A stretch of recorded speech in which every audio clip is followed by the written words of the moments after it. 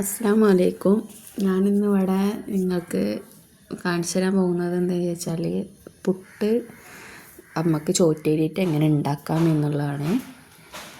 എല്ലാവർക്കും ചിലർക്കൊക്കെ ഇത് അറിയിക്കാരം, പക്ഷെ എന്നാലും ഞാനൊന്ന് കാണിച്ചു തരാണ്. നമ്മൾ തലേന്ന് തന്നെ നമ്മൾ പുട്ടേക്കുള്ള അരി നമ്മൾ കുത്തി വെച്ചിട്ടുണ്ടായിരുന്നു.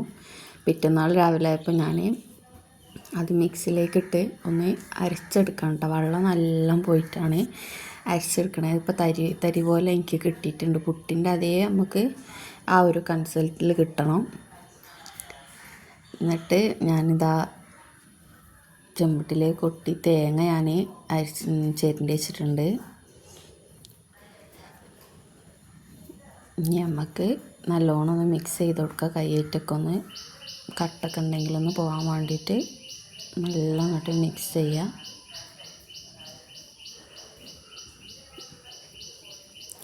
നമുക്ക് ഗ്യാസിലേക്ക് ഞാൻ പുട്ടും തൂക്കിൽ കുറച്ച് വെള്ളം വെച്ചിട്ട് അത് തിളക്കുന്നത് വരെ ഒന്ന് വെയിറ്റ് ചെയ്തിരിക്കാം.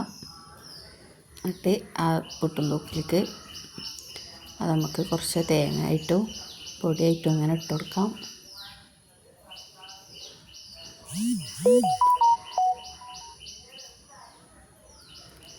നമുക്കത് ആവി കയറണ വരെ ഒന്ന് വെയിറ്റ് ചെയ്യാം കേട്ടോ. അപ്പോൾ അത് കുറച്ച് പുട്ടൊക്കെ ആയിട്ടുണ്ട്. അടുത്തത് ആവി വരുന്നുണ്ട്. അപ്പോൾ ഇതാണ് കേട്ടോ അരിപ്പുട്ട്. നമ്മളെ ചോറ്റേരിയിട്ടുള്ള പുട്ട് എല്ലാവരും ട്രൈ ചെയ്യാം. അപ്പോൾ ഞാൻ ഇനി പുട്ടിലേക്കുള്ള കറിയായിട്ട് തയ്യാറാക്കാൻ പോകുന്നത് ചിക്കൻ കറിയാണ്. അതിലേക്ക് ഉള്ളി പച്ചമുളകൊക്കെ ഇട്ടിട്ട് വാട്ടുകയാണ് വെളിച്ചെണ്ണയിൽ. അതിലേക്ക് 2 തക്കാളി ഇട്ട് കൊടുത്തു. അത് നല്ലോണം ഒന്നിതായതിന് ശേഷം നമുക്ക് പൊടികൾ ചേർക്കണം.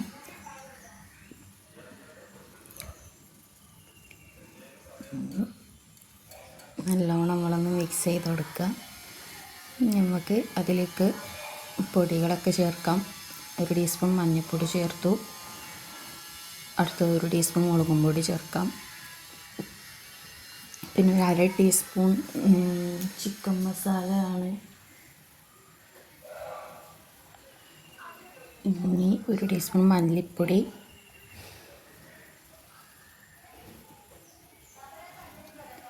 ചേർത്തു. നമുക്ക് അതിലേക്ക് ചിക്കൻ ഇട്ട് കൊടുക്കാം. ചിക്കനിൽ ഞാൻ വേപ്പിൻ്റെ ഇല അതേപോലെ മല്ലിച്ചപ്പൊക്കെ ഇട്ടിട്ടുണ്ട് കേട്ടോ. അത് നല്ല നമുക്കിനി മിക്സ് ചെയ്ത് കൊടുക്കാം.